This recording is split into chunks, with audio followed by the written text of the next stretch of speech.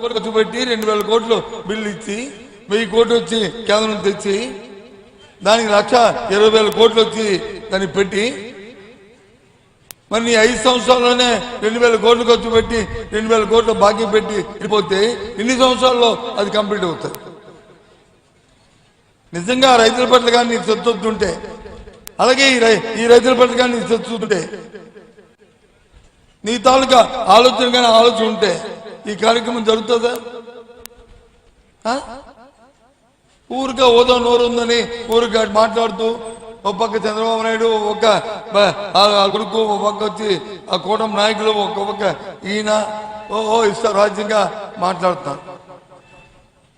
ఇక్కడ కూర్చున్న ప్రధాని కానీ వేదిక మీద పెద్దలందరూ అడుగుతున్నారు.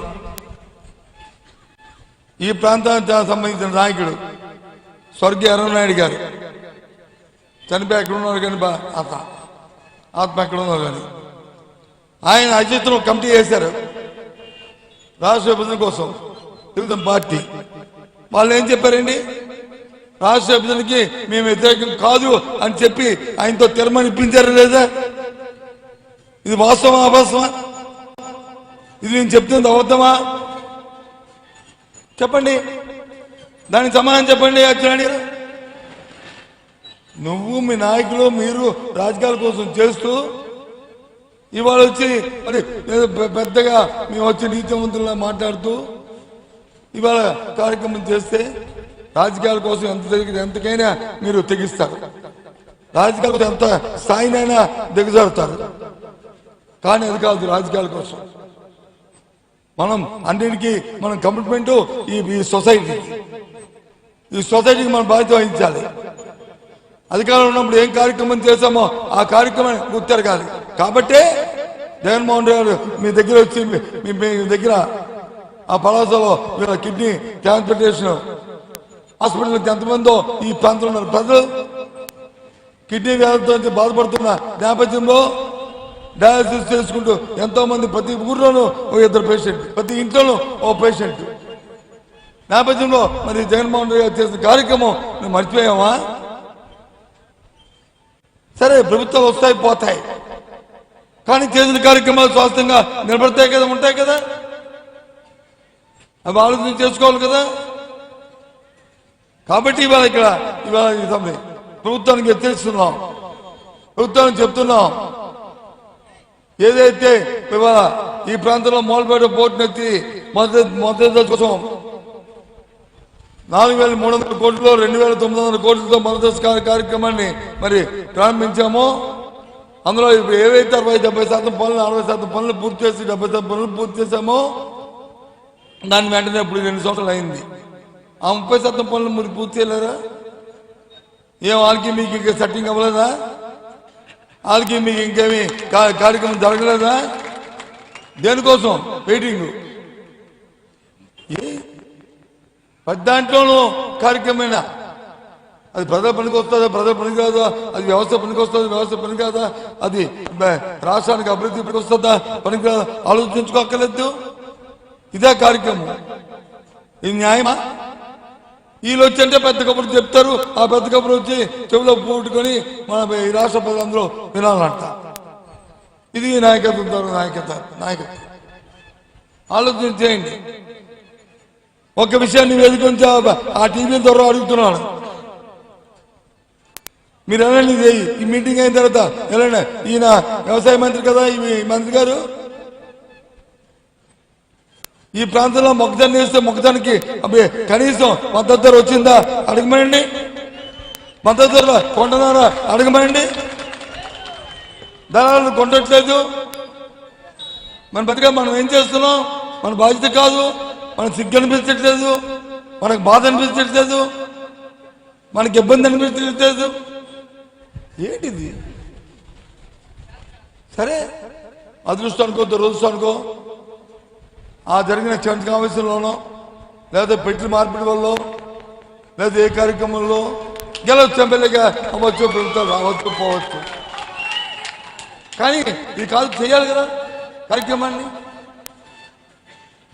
ఇవాళ చేయకుండా ఏమనంటే పెద్ద పెద్ద మాటలు పెద్ద పెద్ద నా తెత్తుంటే మన సుఖమేంటి? పనికివ్వాలి కదా. మేము మనుషులు పెరిగాం, మనుషులు పెరిగితే సుఖం ఏంటి? ఆ పని దానికి తగ్గట్టు పని చేస్తే ఆ కార్యక్రమాలు మాకు ఏదైనా మంచి పేరు ఏదైనా ఉంటుంది. రైతుకి ఇచ్చిన ఇవాళ విధానపరమైన నిర్ణయం అని చెప్పి మీ ఇన్సూరెన్స్ డబ్బులనే ఇవాళ లేదు, ఇన్సూరెన్స్ ఇవ్వట్లేదు. రైతులు ఇన్సూరెన్స్ రైతు కట్టుకోమన్నారు. ఆ రోజు జగన్మోహన్ ఉన్నప్పుడు జగన్మోహన్ కట్టేవాడు, ఆ ప్రభుత్వం కట్టేది ఏది? ఇవాళ మీ దగ్గర మామిడి తోటలు జీడి తోటలు ఉన్నాయి కదా. గత సంవత్సరంలో ఇన్సూరెన్స్ క్లెయిమ్ ఎంత ఇచ్చేవారు ఎకరానికి, ఈ సంవత్సరం ఎంత ఇస్తాను అడగండి. సగం మరి ఇన్సూరెన్స్ కంపెనీలే క్లెయిమ్ తగ్గించాలి చూడండి. ఇది అవాస్తవం అడగండి. వెళ్ళండి టీవీలో రేపు వెళ్ళి ఇంటర్వ్యూ తీసుకోండి. ఒకవేళ నేను తప్పు చెప్తే నేను క్షమాపణ కోరుతాను. ఎందుకు తగ్గించవలసి వచ్చింది? ప్రభుత్వం వచ్చి ఇన్సూరెన్స్ కంపెనీకి వచ్చి ఆ తాలూకు ప్రీమియం కట్టకపోవడం వల్ల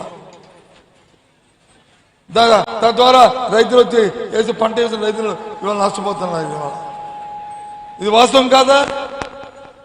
ఇది నిజం కాదా? ఇవాళ వచ్చి పెద్దగా మాటలు చెప్తుంటే ఇవాళ ఇదేంటిది? ఆలోచన చేసుకోవాలి. కాబట్టి ఇవాళ ఇంకా 2 సంవత్సరాలు ఉంది. మేము శంకుస్థాపన చేసే పనులు ప్రారంభించాం. మా అచ్చెన్నాయుడు మన ఏం పేరు మన రామ్మోహన్ నాయుడు మాట్లాడుతుంది. చంద్రబాబు నాయుడు ఆలోచన బాగలేదు. చంద్రబాబు నాయుడు ఆలోచనే దోపిడీ. మా ఇంటికి వస్తే ఏమిస్తాం, మీ ఇంటికి వస్తే మా ఇంటికి వస్తే ఎంతేస్తాం, మీ ఇంటికి వస్తే ఏమిస్తాం అంటారు. వీళ్ళు ఏం చేస్తారు పాపం? వాళ్ళకి ముందు సెట్ అయితే అప్పుడు ఇక్కడ సెట్ అవుతాయి, లేకపోతే సెట్ అవ్వు. ఇవాళ ఈ కార్యక్రమాలు ఈ రకంగా జరుగుతున్నాయి. కాబట్టి ఆలోచన చేయమని కోరుతున్నాను.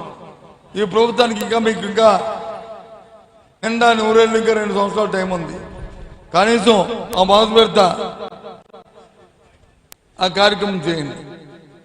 చేసి అప్పుడు 2 వెళ్తే కనీసం అదేనా పూర్తి చేసుకునే ఒక పేరైనా ఉంటుంది.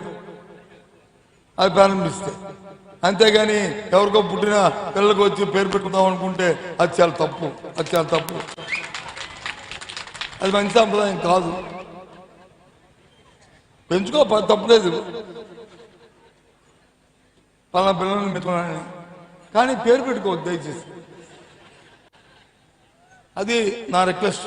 ఇది నా విమర్శ కాదు ఇది. ఎందుకంటే రాజకీయాల్లో ఒక మాటని దయచేసి అందరికీ మనం చేస్తాం. ఎవరినైనా పొగడొచ్చు, ఎంతైనా పొగడొచ్చు. ఇంద్రుడు చంద్రుడు దేవేంద్రుడు అనొచ్చు. ఎవరినైనా విమర్శించామంటే అది ఉట్టుపోదు. ఆ విమర్శ మళ్ళీ మనకు వస్తుంది. కాబట్టి జాగ్రత్తగా విమర్శించాలి. కాబట్టి నేను జాగ్రత్తగా ఆలోచించుకునే చెప్తున్నాను. ఆలోచించుకొని చెప్తున్నాను. కాబట్టి ఆ పేరు తెచ్చుకోవడానికి కనీసం ఈ వెంటనే పనిచేయండి. ఏంటి అడుగుతున్నాయండి? ఈ వేదిక మీద ఉన్న వాళ్ళందరం కూడా మాజీ మంత్రులు, ఒక మాజీ శాసనసభ్యులు, లేకపోతే ప్రెసిడెంట్ ఉన్న ఎంఎల్సీలు, లేకపోతే జిల్లా చైర్మన్లు, లేకపోతే జిల్లా అధ్యక్షులు. అంటే ఎంతో కొంత బాధ్యత ఉన్న వ్యక్తులు, అంతేగాని బాధ్యత విస్మరించిన వ్యక్తులం కాదు. ఏదో చట్టాన్ని చేతితో తీసుకున్న వ్యక్తులం కాదు. మీ పోటీ చూస్తామంటే మీకేంటి బాధ? పోనీకో 50 మంది 70 మంది అడుగుతున్నారు, కాదండి ఒక 20 మంది రండి, 25 మంది రండి, వెళ్ళండి అని చెప్పచ్చు కదా. మీరు ఎందుకు చెప్పలే? ఏంటా బెరుకు? ఏంటా కార్యక్రమం అంటే ఏంటి? మేము చట్టాన్ని చేర్చుకున్న వ్యక్తులు కాదు. మేము గౌరవంగా మర్యాదగా ఇవాళ రాష్ట్రంలో పరిపాలిస్తున్న పార్టీకి చెందిన వ్యక్తులు, బాధ్యత వ్యక్తులు. కానీ ఇదేంటిది? మీరు వచ్చంటే నీకు చెప్తారంట. ఆ కుటుంబంలో నాయకులు వచ్చి చొక్కా దింపుకొని అది ఆవేశపోయి ఊగిపోయి ఇష్టం మాట్లాడారు. ఇప్పుడు ఏమైంది? ఊగిపోవడం ఎందుకోసం? మీరు మమ్మల్ని అన్నికంటే ఆపుతున్నారు. ఎందుకోసం మీరు మమ్మల్ని వచ్చి అక్కడికి వెళ్తే మీకు వచ్చిన ఇబ్బంది ఏంటి? ఒక 10 మంది వెళ్ళి మేము చూసి వస్తే తప్పేంటి? నీకేంటి నష్టం చెప్పండి? ఈ ప్రభుత్వానికి వచ్చిన ఇబ్బంది ఏంటి చెప్పండి? ఒకవేళ ఏదైనా తప్పు జరిగితే అక్కడ దానికి బాధ్యత వహిస్తాం కదా, మేము బాధ్యతగా మనుషులే కదా. కానీ లే, ఏమనంటే ఇగో చట్టాన్ని చేతులు తీసుకున్నారు, అది ఇది అని వాళ్ళు ఎక్కువ మాటలుగా చెప్పడానికి. ఇది ఇవాళ ఈ ప్రభుత్వం తాలూకా పనితీరు.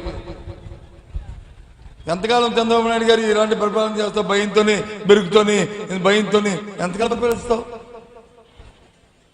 నీ వెనకాల తందానంటే తందానంటూ ఇంకో 2-3 తయారయ్యారు. వాళ్ళు నీ మాటలు వచ్చి కింద పడిపోకుండా మేము 20 సంవత్సరాలు 30 సంవత్సరాలు 50 సంవత్సరాలు ఉందామని అంటే ఎంత భయం ఉందో ఆలోచించేయండి. ఎప్పుడైనా తప్పించేది అధికారులకు వచ్చేస్తే ఎంత భయంతో ఉన్నారో ఆలోచించేయండి. మీ తాలూకా మీ మనసులో ఉన్న మాటలే, మీ బాధనే, మీ భయమే మీ మాటల్లో చెప్తుంది, మీ ముఖాల్లో కనిపిస్తుంది, మీ వేష భాషల్లో కనిపిస్తుంది. ఎందుకంటే మీరు చేస్తున్న పనులవి ప్రజావ్యతిరేకమైన విధానాలు అవలంబిస్తారు. ఏదో సూపర్ 6 అన్నది 8 సూపర్ 6 సూపర్ 8 7 సూపర్ 8. కనీసం ఓ పేదవాడికి వచ్చి ఓ పెన్షన్ ఇచ్చిన పాపాల పోలని తీరుబడి నువ్వు వచ్చి సూపర్ 6 సూపర్ 8. నిన్న పెద్ద అడ్వర్టైజ్మెంట్ 2 లక్షల ఇల్లు. ఎవరు చేశారు బాబా 2 లక్షల ఇల్లు? ఎవరు ఇచ్చారో స్థలాలు చెప్పు చంద్రబాబు నాయుడు గారు. వచ్చి ఇది మరేమనంటే మళ్ళీ అమ్మ జగన్మోహన్ గారికి వచ్చి ఏదో పోబియా ఉంది, ఆయన వచ్చి ఇలాంటి మాటలు మాట్లాడుతున్నారు అన్నారు. ఇది వాస్తవం కాదా? కాబట్టి దయచేసి ఇక్కడ ప్రధానంగా సోదరులందరినీ కొడుతుంది ఏంటంటే ఆలోచన చేయండి. ఈ ప్రభుత్వ వ్యవస్థ కోసం, ఈ రాష్ట్ర అభివృద్ధి కోసం ఆలోచన చేస్తున్న ప్రభుత్వం కాదు. సొంతం కోసం, స్వార్థం కోసం, వారి ప్రాపకం కోసం, వారి తాలూకా పబ్లిసిటీ కోసం, వారి ప్రచారం కోసం ఇవాళ చేస్తున్న ప్రభుత్వం. కాబట్టి ఇవాళ ఈ కార్యక్రమాలు చేస్తుంది. ఇది ఈ రాష్ట్రానికి తగదు. ఈ రాష్ట్ర అభివృద్ధికి ఇది చేయాలంటే ఓ ప్రణాళికాబద్ధంగా పోవాలి. ఏమైనా మాట్లాడితే ఆ వైజాగ్లో వచ్చి ఏమనంటే అది తెచ్చాం, ఆ గూగుల్ మేము చెప్పక్కర్లేదు, అదని చెప్పాడు, అది ఎవరు తెచ్చారు పోనీ ఎంతెందుకు? అప్పుడు ఇక్కడ ఉన్న కాంట్రాక్ట్ విశ్వసముద్రం అడగండి వెళ్ళి, లేకపోతే ఆ జిఎంఆర్ అడగండి వెళ్ళి ఎవరు తెచ్చారు, లేదా మీ కిడ్నీ హాస్పిటల్ డాక్టర్లు అడగండి ఎవరు తెచ్చారు, ఎవరు కట్టించారు. మాకు అక్కర్లేదు పేరు, మేము అడగట్లేదు. మేము తండ్రి మాకు అలవాటు ఏది ప్రచారం చేసుకొని డప్పులు పట్టుకొని బ్యాండ్లు పట్టుకొని వాయించుకొని మేము చెప్పుకోవాలి అవసరం మాకు లేదు. వ్యవస్థే చెప్తుంది, ఆటే చెప్తుంది. ఆ కార్యక్రమాలే మాకు మా శ్రీరామ రక్ష. మాకు చాలా ఆత్మసంతృప్తి. ఈ ఉత్తరాంధ్ర ప్రాంతంలో వచ్చిన విద్యా వ్యవస్థలో జరిగిన మార్పుల్లో వైజాగ్లో మెడికల్ కాలేజ్ వచ్చినా, విజయనగరంలో యూనివర్సిటీ వచ్చినా, వైజాగ్ శ్రీకాకుళంలో యూనివర్సిటీ వచ్చినా, శ్రీకాకుళంలో మెడికల్ కాలేజ్ వచ్చినా, హాస్పిటల్స్ వచ్చినా, పోర్ట్లు వచ్చినా, లేకపోతే సీ పోర్ట్ వచ్చినా, లేదా రాష్ట్రంలో 10 షిప్పింగ్ హార్బర్లు వచ్చినా, 10 షిప్పింగ్ హార్బర్లు వచ్చినా, ఇవన్నీ కూడా పరిపాలన భాగమే తప్ప ఏదో ప్రత్యేకంగా కాదు. ఈ రాష్ట్ర అభివృద్ధిలోకి చేద్దామన్న ఆలోచనతోనే ఆ కార్యక్రమాలు చేశాం. కాబట్టి దయచేసి ఆలోచించమని మిమ్మల్ని అందరూ కోరుకుంటూ, ఇంకా పెద్దలు చాలా మంది మాట్లాడాలని మరి వాళ్ళు మాట్లాడతారు దయచేసి. కాబట్టి ఈ ప్రభుత్వాన్ని హెచ్చరిస్తున్నాం, ప్రభుత్వాన్ని కోరుతున్నాం, పోటీని త్వరితగతిగా చేయండి. ఈ రాష్ట్ర అభివృద్ధిలో మీరు భాగస్వాములు కండి. అలాగే ఈ ప్రాంత అభివృద్ధికి మీరు తోడ్పడిన తప్ప ప్రాంత వినాశాన్ని రాకండి. ఇప్పుడు వచ్చాను, వస్తే సర్పంచ్ వచ్చాడు, నాకు రిప్రజెంటేషన్ ఇచ్చాడు. ఏంటి రిప్రజెంటేషన్ అంటే, సార్ మాకు వచ్చి రిహాబిలిటేషన్ ఉంది, మా డబ్బులు ఇస్తాను ఇవ్వలేదు సార్. ఇప్పుడు వచ్చాను, వస్తే సర్పంచ్ వచ్చాడు, నాకు రిప్రజెంటేషన్ ఇచ్చాడు. ఏంటి రిప్రజెంటేషన్ అంటే, సార్ మాకు వచ్చి రిహాబిలిటేషన్ ఉంది, మా డబ్బులు ఇస్తాను ఇవ్వలేదు సార్. మాకు ఇది ఇస్తాను. ఎందుకండి ఇది ఎన్నాళ్ళు లేకపోతే ఇంకెప్పుడు ఇస్తావు? 2 సంవత్సరాలు 2.5 సంవత్సరాలు అయింది. దానికి కూడా తెల్ల చొక్కా, పసుపు చొక్కావా, లేదా తెల్ల బ్యాడ్జియా, ఎర్ర బ్యాడ్జియా, నీలం బ్యాడ్జియా అని చూస్తారా దానికి? చెప్పండి, ఏంటండి ఇది? ఇటువంటి పరిస్థితులు ఇవాళ రాష్ట్రంలో ఉన్నాయి కాబట్టి చాలా దురదృష్టకరం. సరే, జరిగిన తప్పులు జరుగుతుంటే మానవుడు సహజం. మిమ్మల్ని ఈ రాష్ట్ర ప్రధాని గారిని అందరినీ కోరుతున్నాం ఈ వేదిక ద్వారా, ఈ మీడియా ద్వారా. సరే, ఈనాడు ఏదో ఏబిఎన్ ఏదో టీవీపై ఆ సొంతానికో సొంతానికి వేసుకుంటాయి, కానీ వాళ్ళకి ఎంతసేపు భజించేయడానికి ఆలోచన చేస్తాయి, కానీ చేయండి, కానీ మీ వద్దంలో. కానీ నేను మాట్లాడే మాటలు అవాస్తవమైతే రేపు ఉదయం మీ ఇష్టం తిప్పండి, నిజాలు అయితే మాత్రం చూపెట్టండి దయచేసి. ఎందుకంటే కొద్దిగానే వాళ్ళు రిలైజేషన్ రావాలని నా కోరిక. అందుకోసమే నేను